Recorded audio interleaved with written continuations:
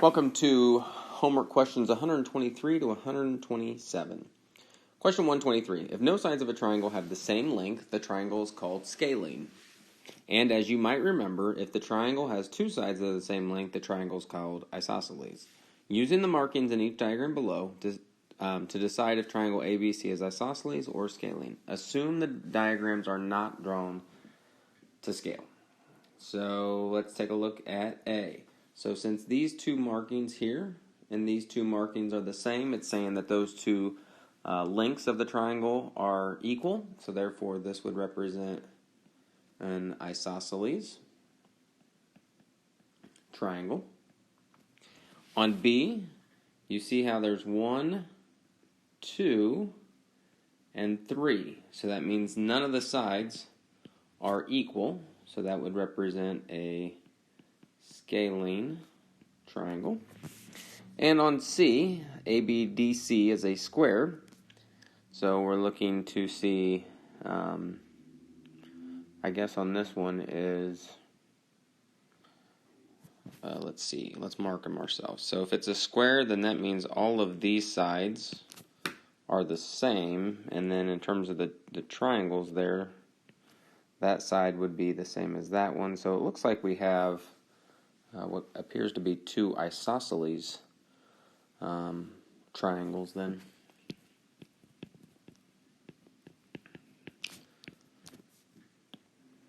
And I needed to go back and read the directions because on C I was a little confused, but it says use the markings in each diagram below to decide if triangle ABC. So we were specifically looking at ABC. So this triangle, which is still isosceles, but it focuses on the ABC triangle.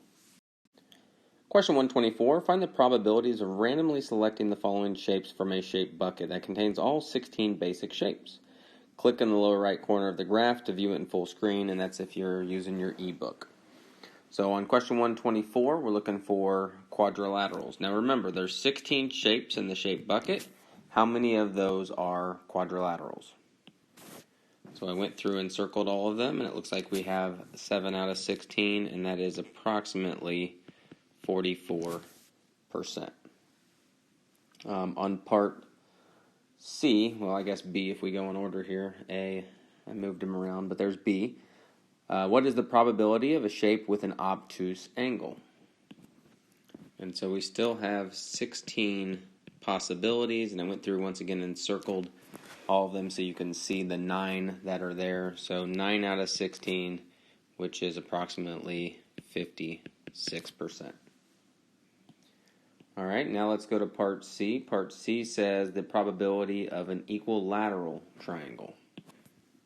And so on this one, there's only one equilateral triangle in the shape bucket, and that would be approximately 6% of selecting it.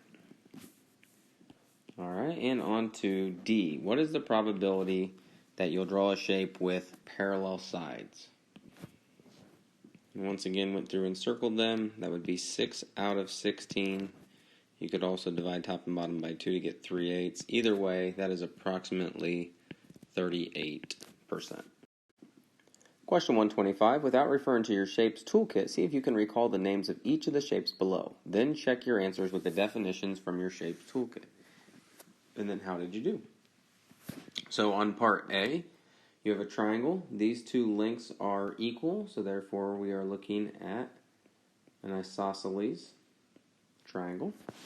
Part B, we have 5 sides, so that is a pentagon.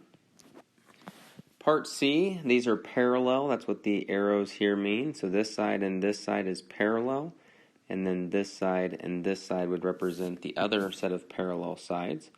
So we are looking at a parallelogram.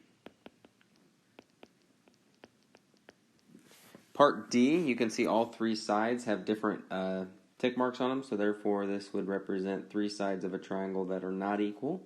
So we're looking at a scalene triangle. And I guess even more specifically, we can say an obtuse scalene triangle. And then on part E, you have these 2 sides that are equal, but on this one compared to A, we also have a right angle. So this is a more specifically isosceles right triangle, whereas the part A was just an isosceles triangle. So this one's a little bit more specific. And then on F, you have parallel sides here, just one set though. So now we are looking at a trapezoid. Question 126, copy the Venn diagram below onto your paper, then carefully place each capitalized letter of the alphabet below in your Venn diagram based on its type of symmetry. So it has reflection symmetry, goes on the left, has rotational symmetry, goes on the right, and if it has both, then it will go in the middle. Alright, I went through the alphabet and instead of listening to me kind of explain all those, if you have any questions, ask your teacher, but that's what it would look like. You have your reflection symmetry, your rotation symmetry, you have the you have the intersection, which is reflection and rotation, and then the letters on the outside don't have either one of those symmetries. Question 127. Question 127 talks about the checkpoints throughout the entire book. This is really a point where you should start to feel very comfortable with these types of problems, and if you still are being challenged with these, then it might be a good idea to come get some extra help from your teacher. So on this one, it's solving linear equations. So let's go ahead and just get started on these. Part A, you have variables on both sides. So it's the types of problems where we work on using inverse operations to get the variable term on one side and then the constant term on the other. And then you'll be able to use multiplication or division to finish off the problem. So on this one, we get x equals -2, and remember to check these solutions, you plug them back in to the original and see if you get a true statement. On B, we have 1 minus 2x plus 5. I'm going to go ahead and combine like terms. So another type of problem that you might have that you should have mastered at this point is being able to combine like terms, and then now you see B is basically the same idea as A. So we work on using inverse operations to get the variable term on one side and inverse operations to get the constant term on the other side, and then as I said, multiplication or division to finish off the problem. -9 divided by -6, you could reduce that to 3/2. That could also be 1.5, 1 1/2, a lot of different options on how to write your answer. And on to C. C, we have the distributive property. So once again, it kind of keeps adding more stuff here. So this is 2 minus 4x minus x plus 1 because that gets distributed to both terms. Then you can combine your like terms. So that would be -5x plus 3. And now you're once again back to kind of part A here. So we'll add 5x to both sides. 3x minus 6 equals 3. Add 6 to both sides. 3x is equal to 9 divided by 3.